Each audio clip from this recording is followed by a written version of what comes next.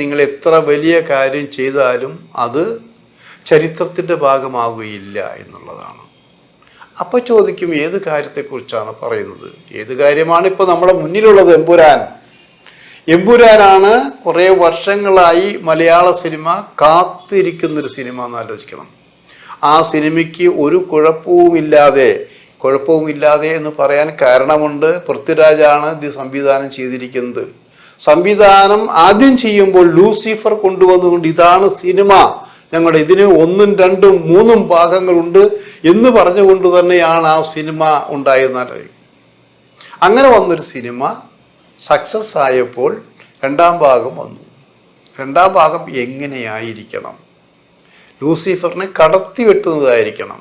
അത് ചെറിയ കടത്തി വെട്ടുമല്ല, ഒരു ആഗോള പ്രതിഭാസം പോലെ തന്നെ, ഒരു ഇൻ്റർനാഷണൽ ലെവലിൽ തന്നെ ഉള്ളൊരു സിനിമയായിരിക്കണം എന്ന് മനസ്സിലാക്കിക്കൊണ്ടാണ് അവരെൻ്റെ വർക്കുകൾ തുടങ്ങി വെച്ചത്. വളരെ ത്യാഗം സഹിച്ചു. നമുക്കത് അവരുടെ ഒറ്റ വാക്യമോ എമ്പുരാൻ ഒരു അടിടി ആക്ഷൻ പടം എന്നൊക്കെ പറഞ്ഞ് തള്ളാൻ പറ്റും. പക്ഷേ ആന്റണി പെരുമ്പാവൂര്, മോഹൻലാൽ, പൃഥ്വിരാജ്, മുരളി ഗോപി അടക്കമുള്ളവർ, അവരുടെ യൂണിറ്റ് അടക്കമുള്ള എടുത്തൊരു എഫർട്ട് ഉണ്ട്. ലാഭം മാത്രമല്ല, അതൊരു കഠിനാധ്വാനം കൂടിയിട്ടാണെന്ന് ആലോചിക്കണം.